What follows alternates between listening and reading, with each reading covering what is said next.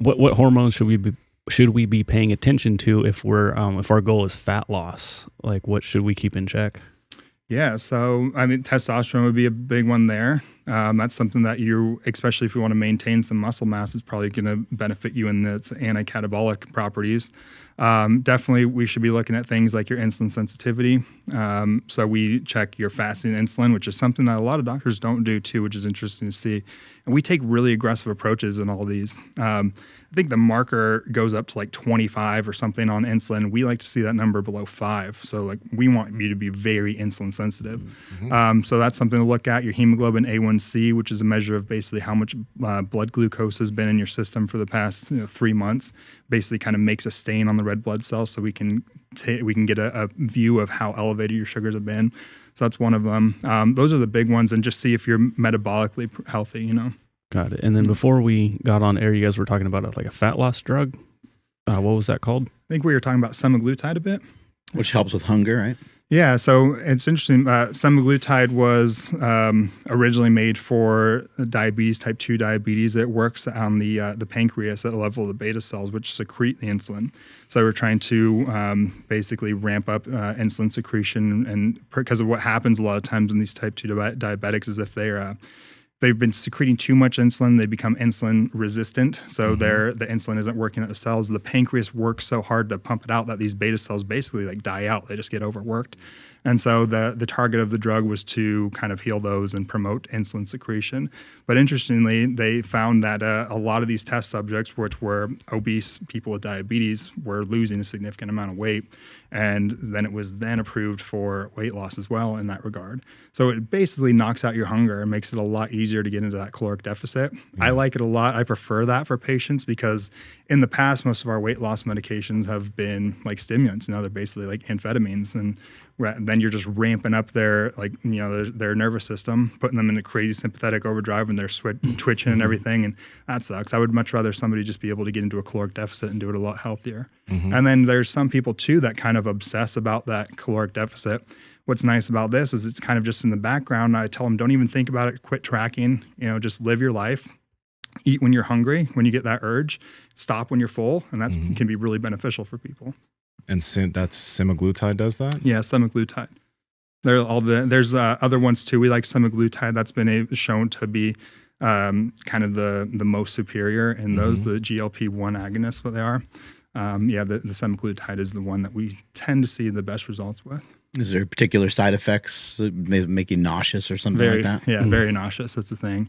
It's a once weekly injection. That's a great way to not eat. Just feel sick.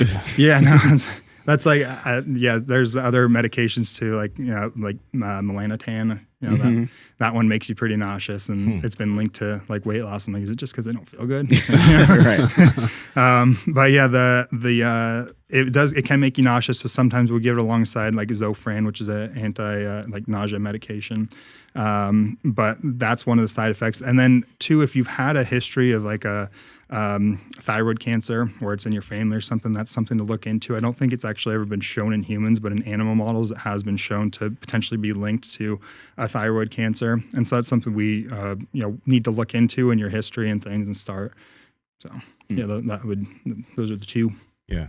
I wonder, because on the podcast, we talk a lot about just habits needed to be healthy, whether you're trying to lose fat, gain muscle, or just live a healthy lifestyle. Now, with the amount of people that you've seen come to try to get human optimization in any way, you guys do the long questionnaire where you figure out what their lifestyle is like. Do you notice, do a majority of people have like bad lifestyle habits, and they're trying to replace those lifestyle habits with something pharmaceutical? Because I wonder, we use caffeine, and there have been times in the past years ago when I just drank a lot of coffee because I wasn't getting enough sleep. And if I just got enough sleep, I wouldn't need to drink as much coffee and everything else would be better. So how often do you see that? Do you think it's a majority, or do you think it's a minority of people? I think in general, it's probably the majority do that. Our client base, though, I actually really like the guy. We're teamed up with people like you and other very like-minded. So the people coming to us are pretty fitness forward and health forward. So we have a pretty cool population we work with, and I love the patients we work with. But more often than not, like outside of Marek that I've seen, people just want the pill and the pharmaceutical to help with everything. That's something that I talk about too, like, cause by training, I am like a foot and ankle doc, and I do a lot with that in athletes, but I always tell people, like, I can't just prescribe, go barefoot and do all these foot exercises, because people aren't going to do it. That's why we use the crutch of the orthotic and stuff. These are people that I can't even talk into doing a 10-minute walk a day. How am I going to tell them, get out the toe spacers and the ball and do 2 hours of warming up your feet every day and exercising and strengthen all these intrinsic muscles? It just doesn't work, because these people don't want to make those lifestyle changes. Yeah. But at Marek, we do see more of the people who are really dialed in and they want an extra, I always say we're that last 5%, they got 95% of it dialed in. We can help. Sometimes we investigate and we find that's sleep. Other times it's medication, but we help with everything in between, Power Project family, how's it going? Now on this podcast, Mark, Andrew, and I, we talk about fasting a lot. We talk about the ketogenic diet and a lot of different types of diets, but Bubs Naturals has a product. They have the collagen protein, which is amazing. They have these apple cider vinegar gummies, which are like crack, but they have they have these MCT oil powder packets that I've never used to do this, but in the morning I'll wake up and I'll put it in coffee, and the smoothness, number one, in terms of the mixing, is amazing, but the consistency of my energy through the day because of the MCT oil powder is peak. Andrew, how's your experience with it? Yeah, no, that's exactly it. It's like the best way to start the day. You're satiated, you're energized, and you're just ready to crush the day. So if you guys want to get in on this MCT oil powder, head over to bubsnaturals.com, and at checkout, enter promo code PowerProject to save 20% off your entire order. Again, Bubs Naturals, promo code PowerProject to save 20% off. Links to them down in the description, as well as the podcast show notes. Are there any drugs or hormones that can help with people getting better sleep, and there's not a negative side effect to it? That's hard, man. Sleep's the hardest thing for me. I'm I wish, as you know, it's tough. There's so many variables to it. Recently, there's been something called delta sleep-inducing peptide. The research that I've seen isn't too promising on it, and so I don't even usually recommend it. For some people who maybe want to try it, we will, facilitate that with them. I personally like melatonin a lot. Everybody knows about melatonin, but I mega dose melatonin in myself for its antioxidant properties. I don't know if you saw Dante Trudell talking about that. Yeah. He's talking about taking 200 milligrams. So I take 40. So it's served in a 4 milligram thing. And he's like, people have had it all wrong. You need to take this crazy. Yeah. Well, I think for crazy amount. Sleep, the dose is really small, only up to 3 grams. But if you want it for all the antioxidant properties, and I think he was talking about fat loss potentially too.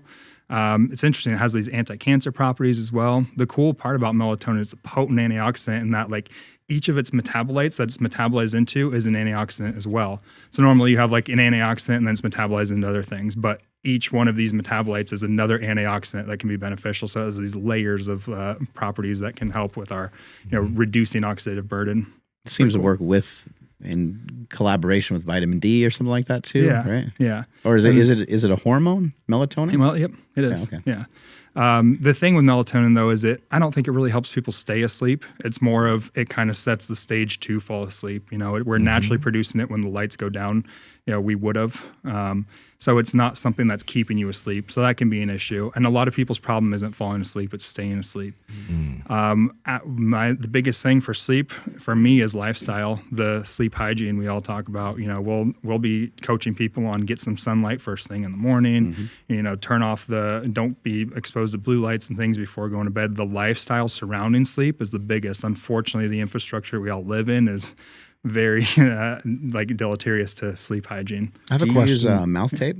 I don't, but I don't think I personally am pretty good on sleep now. I've kind of got it dialed in. Oh, good. Yeah, luckily. I mean, I go to bed at 8 and wake up at 3. I'm kind of crazy. I got to work out super early. Wow. But yeah, I don't, but I think it could be beneficial. Yeah. When it comes to melatonin, you're mentioning the infrastructure when it comes to getting ready for sleep is messed up. We do live in houses that have all these lights, supermarkets. Do you think, and I'm curious, when you take melatonin, you said it helps you fall asleep. Do you take it because of the infrastructure? What would happen if now you stopped taking melatonin? because I've heard, and I could be totally fucking wrong, but when people use melatonin too much, it becomes something that they then become dependent on, like caffeine. You now need coffee. Right. I need fucking coffee every morning. Is melatonin somewhat similar? Yeah, I mean, we are replacing a hormone, and so we, just like we talked about with testosterone, you start taking testosterone from an outside source, the body is very efficient, and it's like we're getting it from somewhere. We don't need to make it. So a very similar thing happens in melatonin. I know Huberman and stuff recommends against melatonin for that reason. I'm not taking it for the sleep though. I am taking it for all the antioxidant properties. And so at this point, I'm basically doing melatonin replacement therapy. I do often think about though, like if shit hits the fan and I have to live off the land, like I'm screwed, man. No testosterone, no melatonin, no caffeine. But in your opinion, the antioxidant benefits of melatonin outweigh you not producing your own melatonin? Because I'm ramping it up to such an extreme. So the small amount that my body would produce, it does have antioxidant properties too, but I'm like pushing that, I'm really hitting hard on that melatonin antioxidant thing more so than my body would produce. Last thing I want to ask on this, do you think there are any long-term ramifications to doing that? I don't know.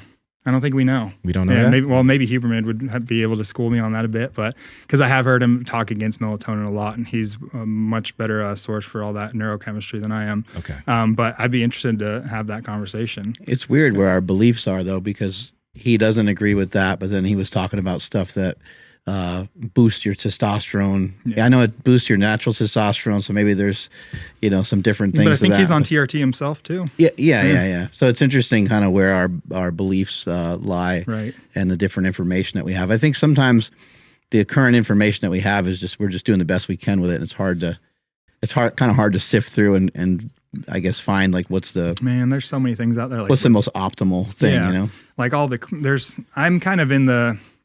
I don't like any of the extremes, even like I'm not crazy all barefoot. I'm not crazy all shoe. I'm not crazy like all meat. I'm not crazy all vegetable. Like I really think most people could benefit from just kind of being in the middle, and getting benefits from a little bit of everything. Yeah. I kind of see like the fitness industry is so polarized now and all, it reminds me a lot of politics, like on one side you got the crazy, like grab them by the pussy and like no abortions ever. And then on the other side, it's like everybody should just be whatever gender they want and everybody gets aborted. And fuck babies.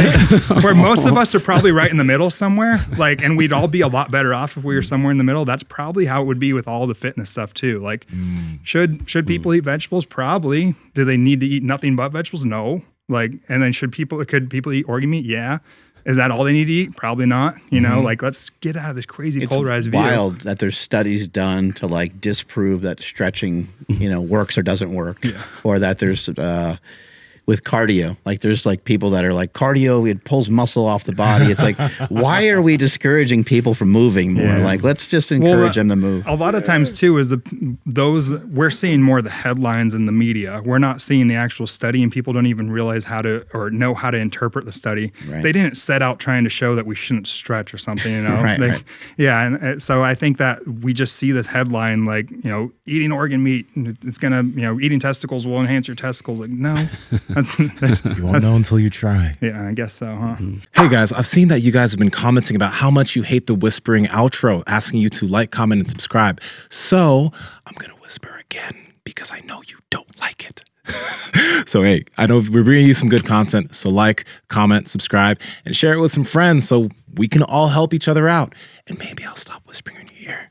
Bye.